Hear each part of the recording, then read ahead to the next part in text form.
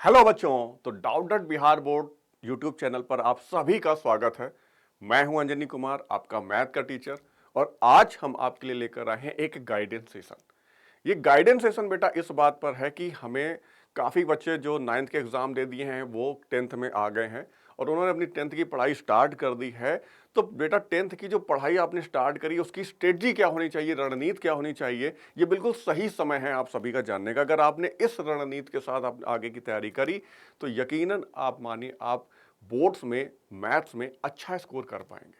ठीक है, तो आज का टॉपिक आधारित है किस पर कि गणित की पढ़ाई कैसे करें। काफ़ी बच्चे जो होते हैं ना उनको एक सही स्ट्रेटजी नहीं मिल पाती है। उनके पास ब्रेन होता है, वो मेहनत करते हैं, सब कुछ करते हैं, लेकिन एक सही स्ट्रेटजी ना होने के कारण उनके मार्क्स कम रह जाते हैं।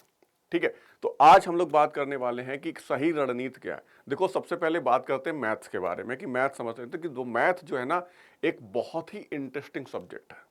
इंटरेस्टिंग सब्जेक्ट है बहुत ही ज़्यादा, और बहुत ही स्कोरिंग भी सब्जेक्ट है साथ में। स्कोरिंग कैसे है? देखो, स्कोरिंग इसलिए कि मैथ टफ होने के बावजूद, देखो काफी बच्चों को टफ लगता है, बट अगर आप स्ट्रेटजी सही फॉलो करते हो तो आपको मैथ बिल्कुल भी टफ नहीं लगेगी। सारी कुछ मैथ में जो है सबसे जो मैथ का जो बेस है वो है प्रैक्टिस। जितना ज्यादा आप प्रैक्टिस करोगे मैथ आपको उतना ही आसान होती चली जाएगी। ठीक है, तो अब हम लोग बात करते हैं कि भाई रणनीति क्या होनी चाहिए। अभी मैं बात कर रहा था कि भाई स्कोरिंग कैसे है, क्योंकि जो रिजल्ट्स आते हैं उसमें जो टॉपर्स होते हैं उनके मैथ में 100 आउट ऑफ 100 ही होते हैं। ठीक है, यानी कि हम कह सकते हैं कि जितने भी मोस्टली 90% के अगर ऊपर किसी के मार्क्स आ रहे हैं तो ये समझ जाइए कि उसके मैथ में 100 आउट ऑफ 100 होंगे। बाकी सब्जेक्ट में कम हो सकते हैं। बाकी सब्जेक्ट्स में कम होने का रीजन भी है कि बाकी सब्जेक्ट में लिटरेचर होता है, वहाँ पे आपके हैंड राइटिंग में मार्क्स कट सकते हैं, आपके लिखने के तरीके पे भी मार्क्स कट सकते हैं, लेकिन मैथ एक सॉलिड मार्क्स वाला सब्जेक्ट है। सॉलिड मार्क ऐसे मतलब अगर सही है तो आपको फुल मार्क्स मिलेंगे, गलत है तो आपको शून्य दिया जाएगा। ठीक है, तो इसमें ऐसा नहीं कि बाकी सब्जेक्ट की तरह की कुछ भी लिखा है तो आपको मार्क्स मिल जाएगा, बिल्कुल ऐसा नहीं है। मैथ बिल्कुल सॉलिड मार्क्स वाला सब्जेक्ट है।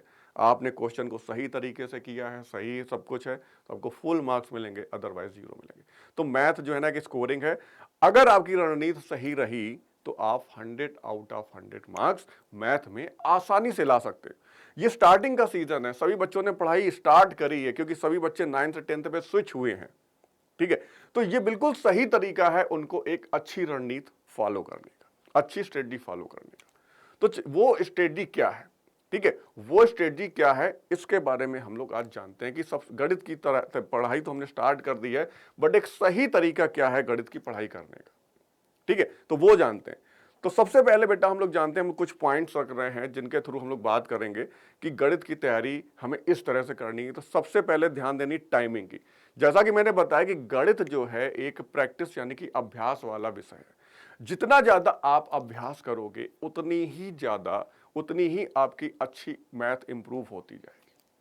ठीक है, तो यानी कि हमें गणित पे सबसे ज्यादा समय भी देना पड़ता है। शुरुआत में हमें सबसे ज्यादा समय देना है। धीरे धीरे जैसे जैसे चीजें आपके प्रैक्टिस में आती जाएंगी आपको कम समय लगेगा और आप कम समय दे सकते हैं। ठीक है, और लास्ट में इवन आपके एग्जाम टाइम में आपकी इस स्ट्रेटजी से इतनी अच्छी पढ़ाई हो जाएगी, इतना अच्छा आपको मैथ समझ में आ जाएगा कि आपको जो बच्चे नहीं पेपर के समय सर मैराथन करा दीजिए, सर ये करा दीजिए, सर वो करा दीजिए, ये चीजें आपके साथ नहीं होंगी। आप बिल्कुल आसानी से मैथ का पेपर कर पाओगे। मैथ में एग्जाम टाइम पे आप पे प्रेशर बिल्कुल नहीं आएगा। ठीक है, तो चलिए भाई स्टार्ट करते हैं। सबसे पहले हमने बताया कि प्रैक्टिस, और प्रैक्टिस के लिए क्या चाहिए? समय। तो आपको मैथ्स के लिए स्टार्टिंग में मैं बता रहा हूं, बाकी बाद में जैसे एक बार आपका सारा कम कवर हो जाएगा उसके बाद आप ये समय कम कर सकते हो, अदर सब्जेक्ट पे दे दोगे, कोई बात नहीं है। ठीक है, सबसे पहले हमें मैथ में कम से कम आपको डेली 2 घंटे समय देने मैथ में। ठीक है, मैथ में क्या करना है? 2 घंटे का समय आपको मैथ के लिए डेली चाहिए स्टार्टिंग में। आप कहोगे सर कि मैथ में हमने 2 घंटे समय दिया, बट इस 2 घंटे में हमें करना क्या है? यही तो बात है ना कि हमने चलो मैथ के लिए 2 घंटे निकाल लिए, बट इस 2 घंटे में हमें करना क्या है?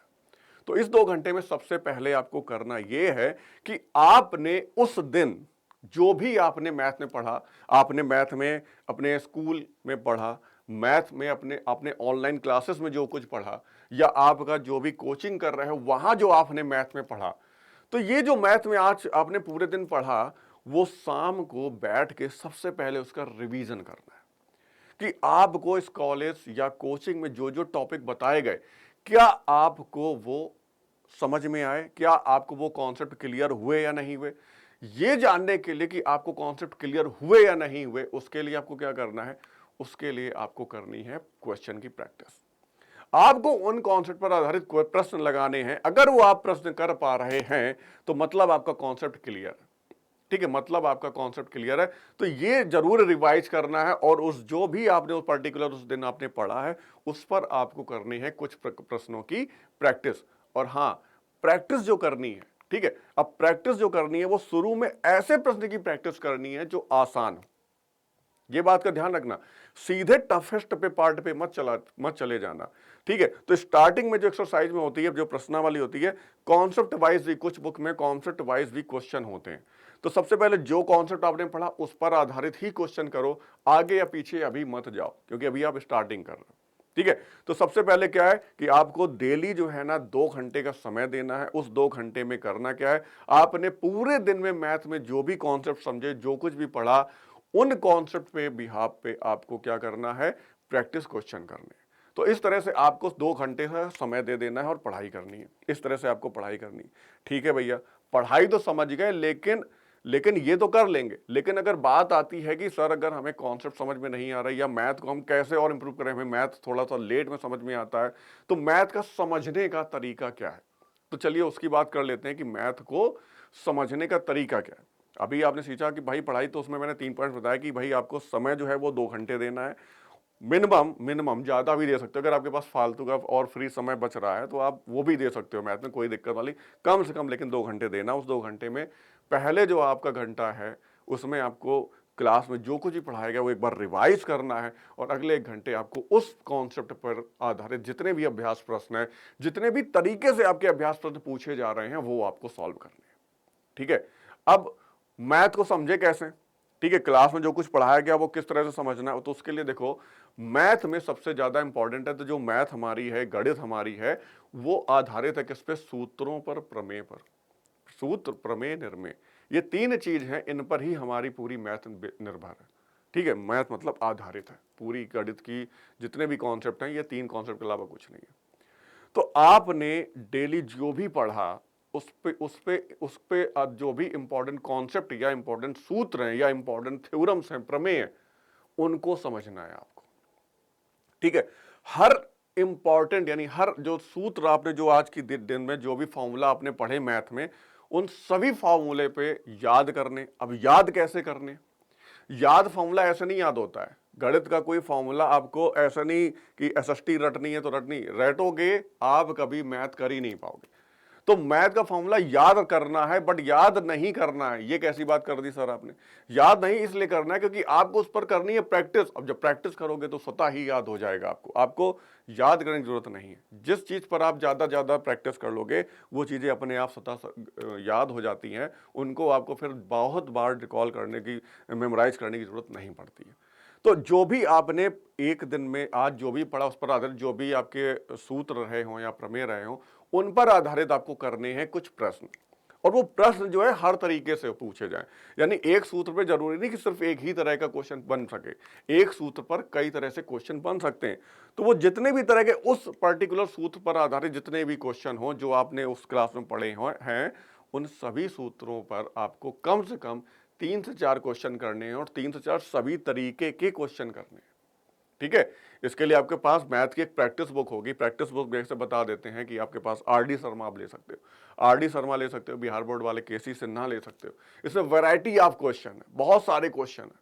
ठीक है, अब मैथ में सिर्फ और सिर्फ एक ही फंडा है, प्रैक्टिस प्रैक्टिस प्रैक्टिस। जितना ज्यादा प्रैक्टिस उतना ही ज्यादा आपका मैथ इंप्रूव होता जाएगा, उतना ही ज्यादा आपको मैथ से डर खत्म होता जाएगा। ठीक है, अब दूसरी बात क्या आती है, चलो सर फॉर्मूला याद कर ली, फॉर्मूले पर आधारित हमने क्वेश्चन कर ली, आगे क्या करना, और मैथ को आसान हम कैसे कर सकते हैं। तो मैथ को समझने के लिए हमें कैलकुलेशन पर अपनी पकड़ मजबूत बनानी होगी। कैलकुलेशन पर पकड़ का मतलब क्या हुआ, कैलकुलेशन पर पकड़ का मतलब होता है कि आपको टेबल यानी कि पहाड़े याद होने चाहिए, और पहाड़े अच्छे से याद होने चाहिए। एटलीस्ट 20 तक के पहाड़े तो आपको याद होने ही होने चाहिए। ठीक है, क्योंकि मैथ में कैलकुलेशन का भी बहुत बड़ा योगदान है। काफी बच्चे को कॉन्सेप्ट तो क्लियर है, बट उसका अंत में कैलकुलेशन गड़बड़ा जाता है। खासकर जो बीज गणितीय आपके जो कैलकुलेशन है, बीज गणितीय कैलकुलेशन समझ रहे हैं, जहां पे plus into minus, plus plus plus, plus plus minus, plus divide by minus, तो इस तरह के जितने भी क्वेश्चन है या फ्रैक्शंस की वैल्यू है, इन सब में काफी बच्चों को बड़ी प्रॉब्लम होती है। तो कैलकुलेशन आपको बहुत मजबूत होना। अब कैलकुलेशन के लिए क्या करना है? कैलकुलेशन के लिए सिंपल से जोड़ घटाव गुणा भाग आपको करने हैं, बीजगणित यानी विद चिन्ह, चिन्हों के सहित आपको कैलकुलेशन भी याद हो जाएगा। ये सारी चीजें जो है ना, जिसमें बच्चे हमेशा कंफ्यूज रहते हैं। बच्चे का कॉन्सेप्ट, कुछ बच्चों का कॉन्सेप्ट तो क्लियर है, अंत में उनका आंसर नहीं आता। देखा कि कैलकुलेशन कैलकुलेशन क्यों है? उन्हें अच्छे से पहाड़े नहीं याद होते। तो पहाड़े आपको डेली, पहाड़े याद करने का सबसे आसान तरीका है सुबह उठ के डेली पहाड़े रिवाइज करो। और सबसे बड़ी बात है, देखो ये काम आप बगैर कॉपी किताब लिए कर सकते हो। आप कहीं भी जाते हो, हिसाब अपने मन में करो। गुणा करना है, आपने कोई चीज परचेज करनी है, तो आपने कोई भी चीज 17 रुपए के हिसाब से 15 किलो खरीदी, तो 17 इंटू 15 अपने दिमाग में करना है। इससे क्या होगा, आपके टेबल्स जो है वो इंप्रूव होंगी, आपके दिमाग में कैलकुलेशंस बहुत फास्ट हो जाएंगे। जोड़ और घटाना करने के लिए आपको सारे सम, जैसे कि 7 6 13, 8 5 13, 7 7 14, 9 7 16, इस तरह की चीजें तुरंत दिमाग में आनी चाहिए। ये नहीं कि 9 के बाद 7 ऐसे करके गिन रहे हो। ये करोगे तो आपका लेट होगा और फिर आपको फिर से डर लगने लगेगा। कॉन्सेप्ट तो क्लियर है, कैलकुलेशन गड़बड़ा रहा है। तो आप सराउंडिंग में कहीं भी जाते हो, कैलकुलेशन आपको स्ट्रॉन्ग, कैलकुलेटर यूज नहीं करना है। काफी बच्चे कॉन्सेप्ट क्लियर है, कैलकुलेटर रख लिया और करने लगे। ऐसे बच्चे का एग्जाम में रिजल्ट खराब हो जाता है। फिर वो कहता कि सर हमें तो सब कुछ आता था। तो आता तो था, तुमने कैलकुलेशन ही गलत कर दिया।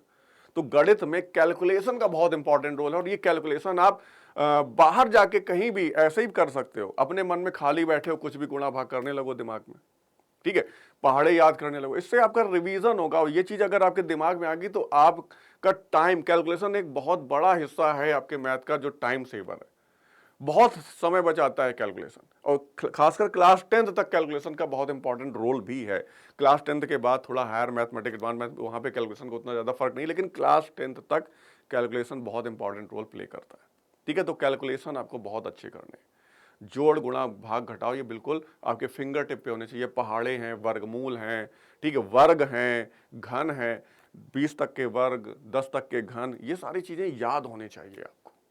ठीक है, जैसे कि 11 का घन क्या, 1331, 12 का क्या है, 1728, 13 का क्या है, 26239, ऐसे कुछ, सॉरी 2169। तो ये सारी चीजें याद होनी चाहिए। ठीक है, घन ज्यादा नहीं, 10 तक याद कर लो, स्क्वायर 20 तक याद कर लो, पहाड़े आप 20 तक याद कर लो। कैलकुलेशन में बहुत बेनिफिट आपको देगा। कभी कैलकुलेटर मत यूज करना, यह बात ध्यान रखना। आपको टाइम अभी लग रहा है, लगने दो, बाद में कम हो जाएगा। कैलकुलेटर यूज कर लिया तो टाइम बाद में बढ़ जाएगा, बहुत ज्यादा टाइम आपका लेगा। ठीक है, ठीक है बेटा, तो समझ के कैलकुलेशन को आपको लगातार इंप्रूव करना है, कैलकुलेटर यूज नहीं करना है। मैं बता दे रहा हूं, कैलकुलेटर कभी मत यूज करना। क्लास 10th में ऐसी कोई भी चीज नहीं जो कैलकुलेटर के यूज से हो, इसलिए कैलकुलेटर मत यूज करना।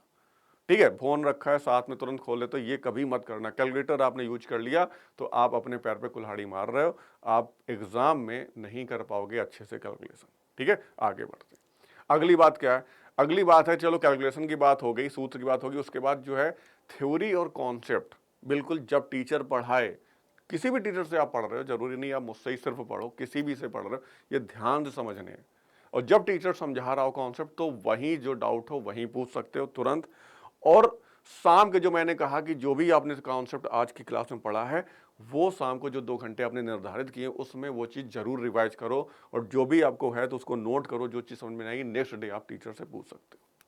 ठीक है, कि सर प्रीवियस क्लास में मुझे ये चीजें क्लियर नहीं हो पाई, एक बार फिर से बता दो। जो जो डाउट है आप पूछ सकते हो। तो कॉन्सेप्ट हमेशा आपको क्लियर करने, छोड़ना नहीं है कि अरे नहीं आया छोड़ो बाद में देखा जाएगा, बाद कुछ नहीं होता है। कॉन्सेप्ट आज पढ़ा है, कल तक कॉन्सेप्ट आपको क्लियर हर हाल में होना चाहिए, बल्कि आज ही होना चाहिए। आज नहीं है तो कल होना चाहिए। ठीक है, और जो होना चाहिए जिस तरह से किया उसको आप नोट करो कि ये कॉन्सेप्ट मैंने इस तरह से क्लियर हुआ है, इसमें ये डाउट था, ये सही हुआ। ये चीजें नोट्स होनी चाहिए आपको। ठीक है, चलो आगे बढ़ते हैं। अगली, ये सारी चीजें हो गई। अब कॉन्सेप्ट के बाद, कॉन्सेप्ट पर आधारित आपके हमेशा बुक में, जैसे कोई कॉन्सेप्ट दिया होगा उसके बाद उदाहरण जरूर दिए होंगे। ये बुक में, हर बुक में, कोई भी एनसीईआरटी बुक ले लो, कुछ भी, कोई भी बुक ले लो जो अभी आपकी चल रही हो, हर बुक में कोई भी कॉन्सेप्ट समझाने के बाद उस पर आधारित 2-3 उदाहरण जरूर दिए होते हैं। तो वो उदाहरण भी ये नहीं कि उदाहरण तो लगे, मैं क्यों लगाऊं। ये आप उदाहरण बगैर देखे अपनी तरफ से लगाओ, और जहां फंस रहे हो वहां उदाहरण देखो कि भाई मैं कहां फंस गया और क्या यहां पे किया। इससे आपके और कॉन्सेप्ट जो थोड़ा बहुत रह गया था, वो कॉन्सेप्ट जो अधूरे होते हैं वो आपके उदाहरण पर क्लियर हो जाते हैं। ठीक है, वो सभी कॉन्सेप्ट आपके उदाहरण से क्लियर हो जाएंगे। उदाहरण आपको जरूर से जरूर लगाने, नहीं छोड़ने हैं। ये काफी बच्चे, ज्यादातर बच्चे बेटा ऐसे ही करते हैं कि वो उदाहरण छोड़ देते हैं, बोले उदाहरण तो लगे लगाए, इनको मैं क्या लगाऊं। तो ऐसा नहीं करना है, उदाहरण को खुद से लगाना है। जहां नहीं समझ में आ रहा तब बुक में देखना है कि भाई मैंने क्या गलती करी या मुझे क्या समझ में नहीं है। तब आपको कॉन्सेप्ट और अच्छे से क्लियर हो जाएगा, जो भी बचा था क्लियर ना होने वो भी क्लियर हो जाएगा। उदाहरण के बाद अब उस पर आधारित आ जाओ प्रश्नावली पे, और प्रश्नावली पर आपको लगाने हैं अभ्यास प्रश्न। तो ये मोटी मोटी स्ट्रेटजी थी।